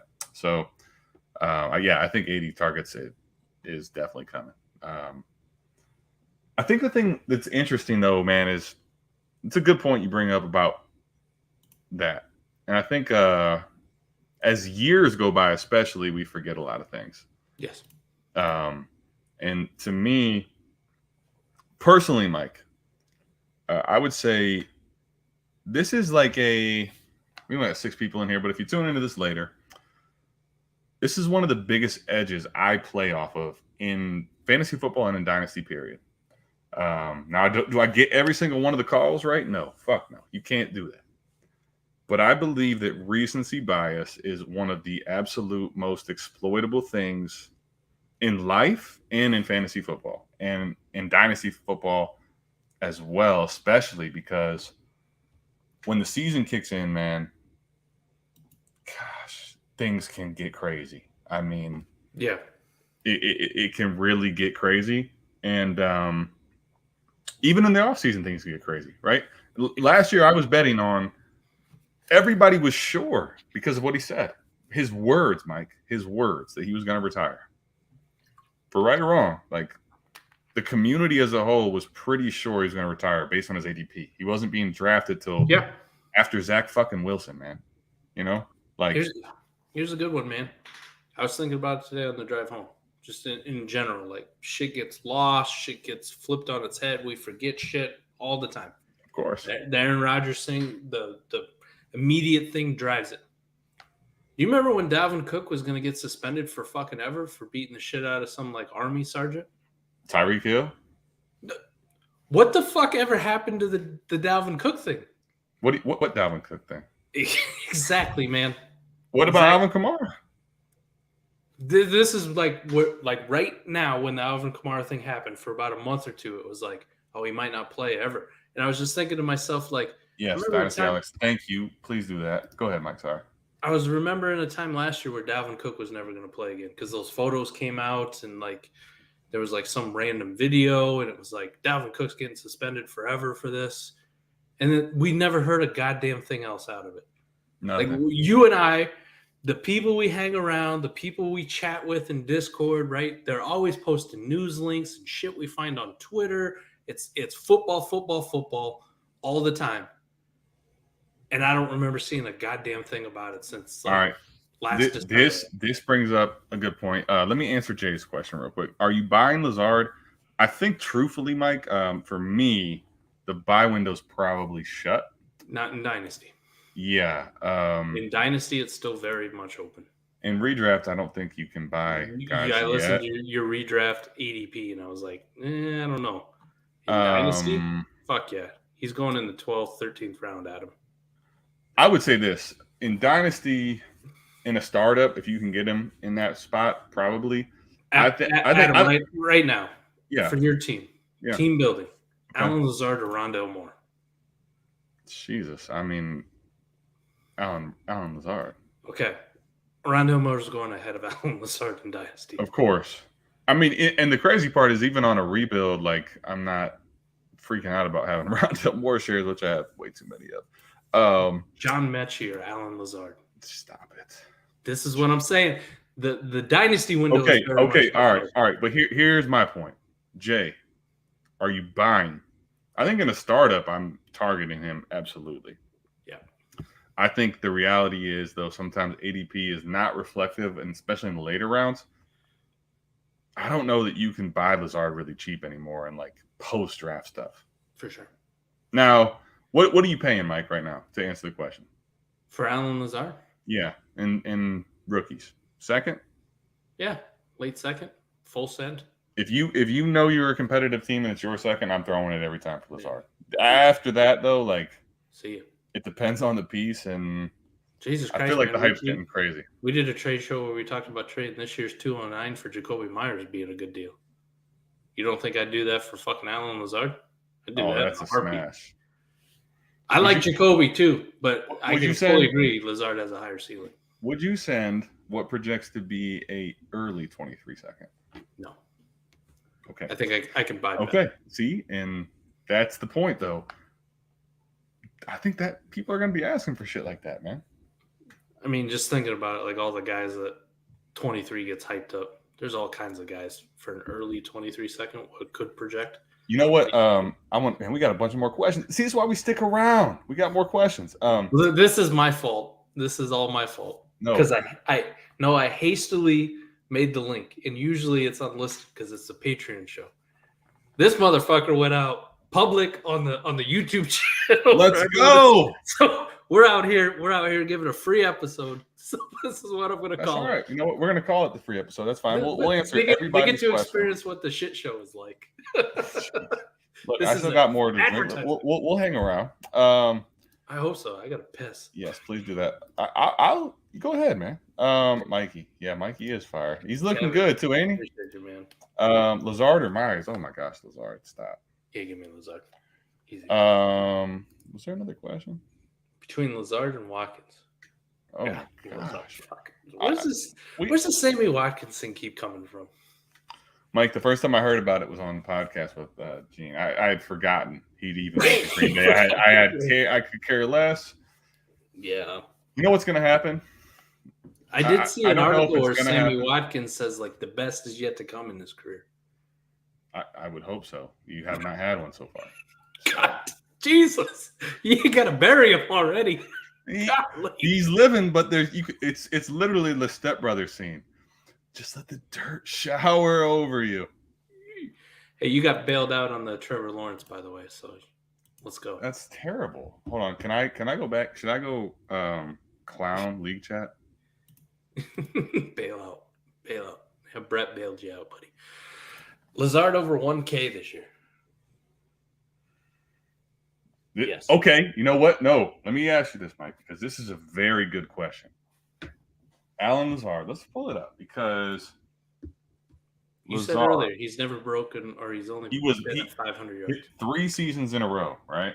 Yep. Now, granted, his targets are low: 52, 50, and 60. What'd you say on the 477, 451, and 512 are his numbers. What'd you say on the podcast with Ike and G? What was the percentage of receiving yards available? 59% of vacated targets, the most in the NFL. Vacated targets, but you also went to the yards. Was even higher, than the 60-something percent. Vacated yards. Aaron Jones can't fucking fill all of it. He can't fill all of it. Not even close. Allen Lazard over 1K? Book it. I don't even know what the fuck is. I don't do betting because Iowa's a piece of shit state, and I can't get prize picks. I can't do these prop bets, which I really want to do. I don't know what the number is. I'll tell you what, though. This one is a very interesting question, Dynasty Alex. The number you gave me, I'm gonna guess this is an easy over on his yards on like prop bets. I'm gonna tell you why it's interesting, Mike, because he got 60 targets last year. Mm-hmm. If he gets 120 targets, that's a lot for an Allen Lazard, correct? Smash, yeah. 120 targets based on his yards last year puts him right at this number. And 120 targets, so another 60 more targets on That's it. double, though. That's double what he got last season. Let's just say 60 more targets, double what he got last year. How many targets Devontae Adams have? That's just 170. Gone. All right, so you're cutting into a third of the open targets. Just the one player, right? The one player's vacated target. The only pushback I give on Lazard, I don't know if I said this on his show or not, their show, which, by the way, I mean, we talked about it so much. Go listen to it, please. They're an amazing show. Gene and I, they talk redraft a lot. They're fucking line, fantasy football on Destination Devy Radio. They're legit, man. You know what, man? They sent me the show sheet, and I started looking, and I'm like, I went to go look at it before the show started, and I see like typing coming. I'm like, damn, man, you out here, you're working before the show. Like, you guys are doing it. And this is the pushback I'll give on Lazard, though. Man, when you get over 100 targets, you have to really earn them, in my opinion. And also, like, is he capable of going against number one corners and really flourishing? Aaron Rodgers can probably do it for him, but, man, that's a tough bet for me. I still think he probably gets over 1,000 yards, though. Yeah. But it's a tall order for a guy like Allen Lazard. I don't know if there's like some place I can fucking Google Prize Picks. Prize Picks. Let's get to some other questions. Looking to join your Patreon. Whoa. Phil, what's up, man? Come on over, man. $1. Check it out. Which tier? Okay. Well, let me ask you, Phil. I'll help you by telling you what you're looking for. For $1 a month, you can come basically chat in the Discord now. There'll be a general tier. We're not gonna promise any answers to you. There's a big community now, though. There's 100 people in there, and they're all 4D, Dynasty Degenerate people that talk in their general tier. I hop into sometimes when I can. It's awesome. That's for $1 a month. For $5 a month, you get access to what we call the toilet beers. It's our middle of the road tier. You also get the startup heat map. You get our rankings. You get a lot more detailed stuff. And the toilet beers chat's a little smaller. We get in there quite a bit more. So if you're looking for a little more access to us and not looking to pay the premium price, toilet beers is for you. If you're looking for the premium shit, you're looking for the top tier, the Sauvage Dior, the absolute Sauvage, good smelling pimp. You can hit Mike and I up, middle of the night. We got to get up and wake your. That's what you want. $15. We do team reviews. Very small chat of like 15 people in there. It's a little more personal. If you're looking to get really in tune with us and more of our process, that's the one you want for team reviews and shit like that. But those are the description I would give. Mike, you have anything to add on our tiers? Yeah, the $1 tier we just set up so you can get the Discord. You get the weekly podcast. When I'm not fucking an idiot and leaving it as public. You get the weekly podcast we edit, the trade advice channel, the general chat, all that stuff. The $5 tier we really set up to try to be the value tier. So like Adam said, it's a little more exclusive, but we also add in live stream. So when we do this podcast, we live stream it. So you got the ability to watch it live. We also added in all of our tools that we got. So our rankings, our ADP tracking, a couple buy and sell lists that we have, a startup heat map, which you and I kind of went through and developed, which I really enjoy. So like all the Google Docs that we have with all of our extracurricular stuff that we keep updated. And then, like you said, the Savage tier giveaway channel, team reviews, and the exclusivity of kind of being the capped, right? And that's where we try to do a lot of our voice chats, interactions, that kind of stuff, right? The more one-on-one personal time, the channels where we keep the notifications on, so we're responding to your questions like that. I try, like Adam said, I try my absolute best sometimes to make sure that I'm answering every single question that I get. But as we keep growing and we get more and more members, sometimes I'll log into some of these channels and it'll be like 75 messages deep. Server overload. No, but Phil, I hope that answers it. Also, just to let you know, if you do go to either the $5 or the $15 tier, what you get there is really what makes the shit show so incredible. Is that Mike now is considered an analytics guy based on the startup heat map. They consider him an analytics guy now. You know, there's the whole film analytics division, and Mike is now being labeled as an analytics guy. So. I actually got into Prize Picks. There's no Alan Lazard line that I can find. That's very interesting and telling. They don't want to put it out yet. You know what else doesn't have a line is basically anything Cleveland Browns, because they don't want to do anything until they hear what happens with this guy. I got Keenan Allen. I got Allen Robinson. I got Josh Allen lines. I don't have a damn line for I'm with you, Stone. He's going to sell the fuck out of him if you have any shares left in week 3. Yeah. All right. So we got K-Bach. Go ahead. Sorry. I was trying to scroll down. Damn. All right. You hear that? Now I'm a motherfucker. On the free thing, too. I love it. See, I need this. Rookie 1-1, rookie 1-2, or T. Higgins or Travis Etienne. So both picks for both of them, or both picks for... No, that's both, because the or comes... Well, actually, no, you know. Kevin, maybe hit us up again. T and Travis, he meant. There it is. Okay. T and Travis. Okay. So then go back to the question. So it's Breece and Walker, or T. Higgins and Etienne? Breece over T. Higgins by a metric fuck time. A lot. And Walker Etienne is basically the same range now. Yeah. Give me the picks, the rookie picks. I'll take the rookie. Easy, Kevin. Easy. I don't even think I'd think twice about that. Now, if you just said one of those guys, I'd respond to the guy asking for both rookie picks for one player and tell him to fuck off. But whatever the case may be. Or he's just asking for one. What's crazy is a smash, I guess, if you're on the other side, the right side. If you haven't done your rookie draft, though, Kevin, this is a good point of sometimes the numbers for people in the non-sharper side, I just don't understand. And they're thinking, I'm going to get Higgins and Etienne. Oh, smash. And okay, well, you played yourself. So hell no. I would give me the picks easily here. This is not even me like wide receiver hater, right? RBs. This is not even that. The community is telling you this. And actually, Mike, let's just say, because we would take Walker and Breece. Let's just say that you were going to do it based on what the value of the community currently says. I would take Breece in London also over this. Yeah. But let's just say we'll keep it Kenneth Walker or whoever. Yeah, I'm taking Walker with 102 if I had to pick. I'm just saying if it was Breece in London, I would take that side too. Okay. As far as startup goes, Breece Hall goes at the 211. Kenneth Walker goes at the 505.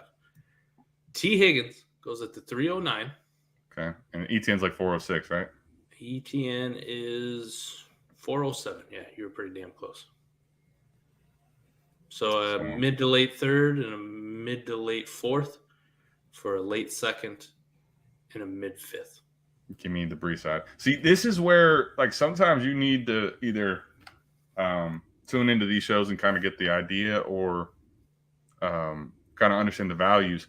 We're all about going down in trades and startups, but there's sometimes where, whether it's in a startup or not in a startup, that you're actually better off to tier up at one side, because the Etienne, basically, in the way I look at this would be Etienne and the 102 difference does not come even close to the difference in T. Higgins and Breece Hall. And so when you start breaking trades down, if you like to look at the Dynasty Trade Show, when we break it down, the 101 difference over T. Higgins is what makes this trade easily the 101 side.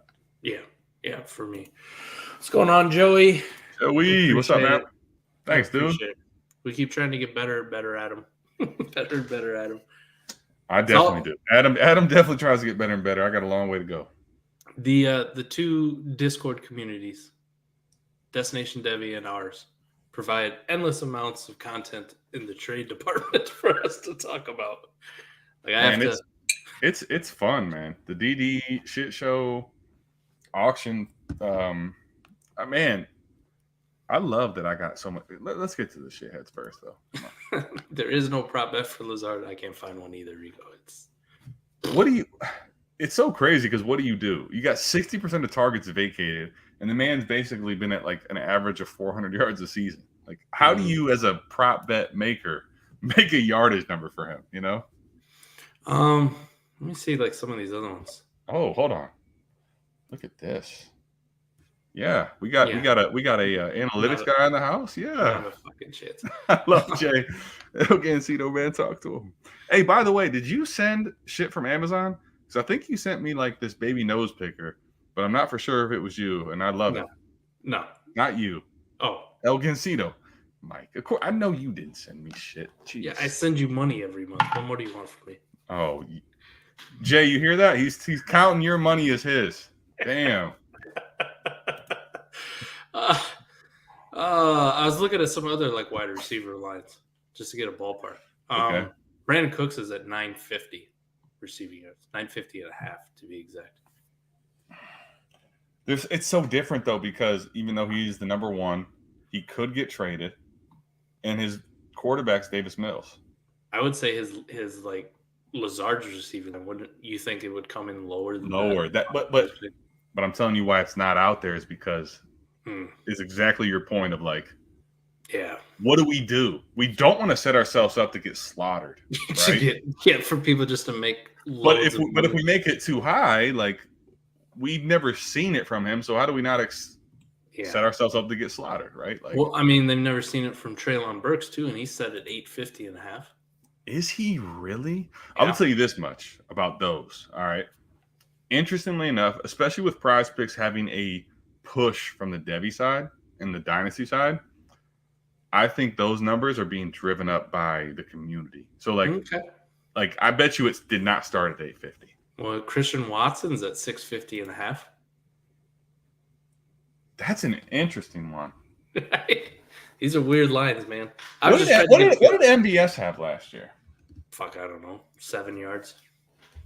7 yards. You had him on your best ball team. Did he help you win the championship? He helped me in like 3 weeks, none of which were anything that meant anything to wins. I'm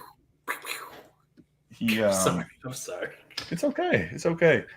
Shitheads, even the freebies, you know, by now you've heard this a few times. Like, you think this penetrates me, like it hurts me anymore. You know, Jesus, come on. Listen, I work all day on Sunday. I come home, I have a few drinks. Here we go. I'm gonna tell you why I would consider the over on Watson, even though I just told you how bad he is.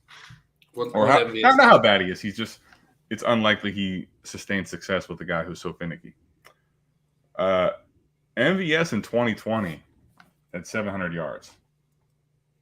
Last year, he only played 11 games, started in 7. And he had 490.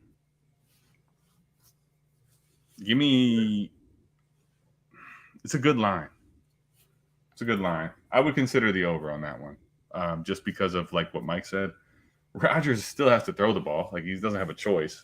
He's still good enough to make plays happen. I expect Watson to start slow and finish a little better, but 650 seems really low in a 17-game season.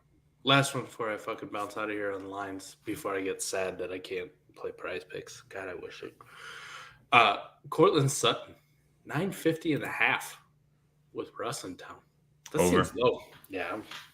Give me the fuck. There's a lot of hate on him. Let's get some questions out. Yeah. Phil's going to join up tomorrow. What's up? Thank you, Phil. Yeah. Make sure you hit us up. Let us know. Yeah, we get notified. Just make sure you link your Patreon account and your Discord account. There should be a pinned message in there.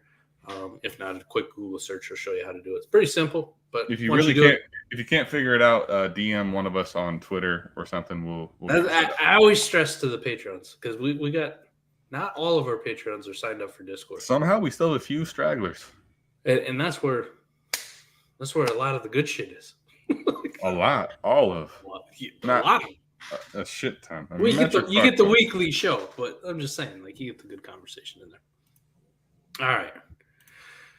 Before y'all bounce, who had the better flex picture on Twitter, Swift, Hurts, or AJ Dillon? Well, man, Hurts' picture, I seen the one where they were hyping it. Like, oh, he's bulked up. It's just the fucking camera angle, man. They took one from the front on versus the side. That's pretty much it. DeAndre Swift was cold as fuck to me, but I'm a Swift guy. So, and I think we know AJ Dillon's rocked up. Right? You don't call him the quad father for nothing, right? I mean, I'm going to tell you though, it's a little bit based on the picture. It's a lot based on my heart. DeAndre Swift's rocked up, ladies and gentlemen. He's ready. And Dynasty Alex, if you're not buying in, I don't know what the fuck to tell you, because it's DeAndre Swift by a landslide. Who needed the bulk more? Oh, come on. We all know the answer to that. I don't think anyone necessarily did, but I think that a little bit of bulk is good for Swift. For him? Yeah. If he can get more towards the 220 range. Dillon didn't need any touch of bulk. Jesus. I mean, come on. That guy's built like a brick shit house. And Jalen and Hurts, I mean, come on. I don't think he needs to add nothing either. Last two questions, I promise, and we're bouncing. Otherwise, we're gonna get gapped again by our. Don't fall into the promise, because we have gone over. Official. I'm not doing this shit again. Stone, show. Come on. Last two, and we're out of here. Would you give a second for Garoppolo? He has Lance and no third quarterback. So gross, man. I think you can buy a better quarterback. I personally, like, let me address this real quick, since we're only going to have two. I'm not a handcuff guy, really. I believe the whole OTA, like, we don't need you, like, go home. That's all I need to know about Lance. I'm good, man. Like, Jimmy G probably lands somewhere and probably becomes a starter somewhere, but, like, I'm shooting higher for a second right now.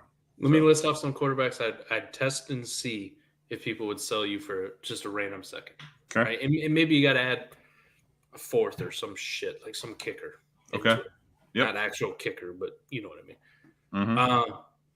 Davis Mills, Matt Ryan, Daniel Jones, Jared Goff, Jameis Winston, Carson Wentz, Marcus Mariota. All those dudes, I would Mariota being at the bottom of the list. But all those dudes, I'd much rather send a second for than Jimmy Garoppolo. Even if I had Trey Lance on my team, I'd rather get somebody on some other team that I may be able to plug in and use easily. And as much as I'm not a Mariota guy, like he's going to start the first several games of the season at least, and we'll see about Jimmy G. Probably Jimmy G's a better long-term play, but I'm good. Who has a better season, Renfro or Lazard? Lazard. My goodness. Stop Lazard. It. Listen, I think Renfro's still okay, but I think we need to understand the Waller. Going back to pre-last year Renfro. And even if it's a little ahead of that, right? Like Adams is going to come in. He's not getting 170, but he's going to get a shit ton of targets.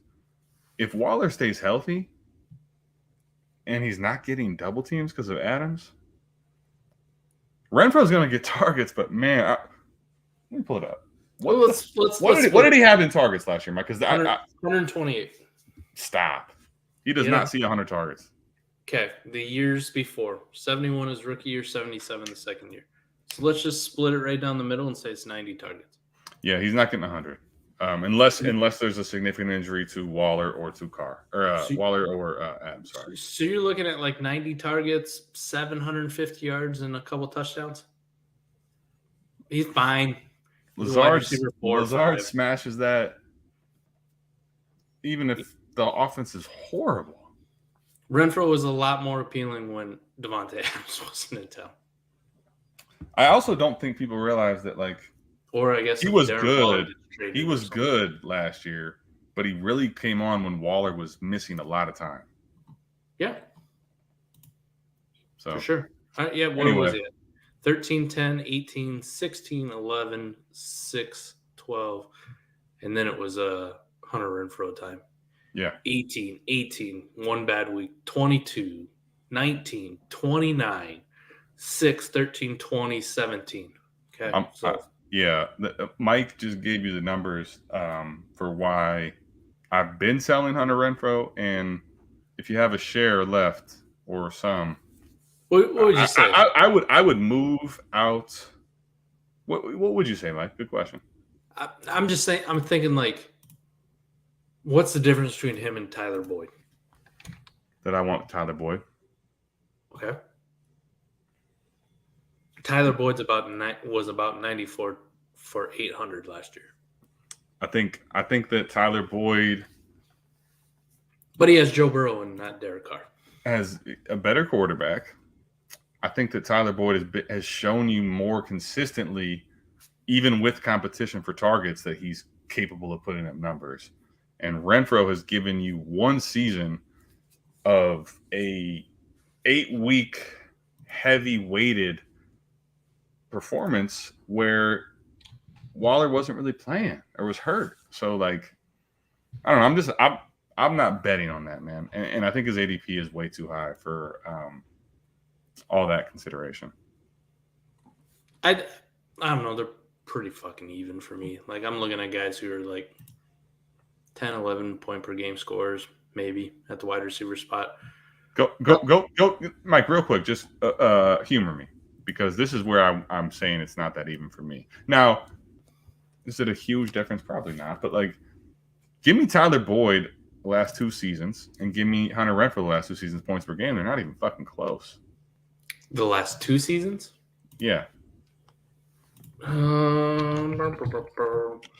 Renfrow last year was 15.2 and 18.2 the year before. Or 8.2, not 18. Yeah, 8.2 points per game. Shitheads, I want you to understand that 8.2 points per game, based on format, is not doing you a fucking lick of good anytime. Tyler Boyd, 11.5 this past year, 12.8 the year before. Thank you. Guess what? He barely lost anything, and he has 2 top 6 receivers in his offense. Fair enough. That's my that's my point. Anyway, we can move on. And we only had 2 questions, so yeah. Travis and Jay, we got to go. But you know what? We are not going to go until this is said, because thank you so much, Travis. No, very much appreciated. And these are not questions, so we will take them. Renfrow went from the second to de facto first to third option. Yes, Jay. I go Lazard. And you know what? We're going to end with Travis because, you know, this is Shithead approved. Thank you very much, shitheads. We are exactly at 2 fucking hours. I have to piss like a racehorse. Yeah. You got a fucking video to give to me so I can get it. It's already on. Didn't it upload? I don't know. I haven't looked. I've been doing a fucking podcast for the last 2 hours, buddy. So have I. And it is uploaded. Damn. All right.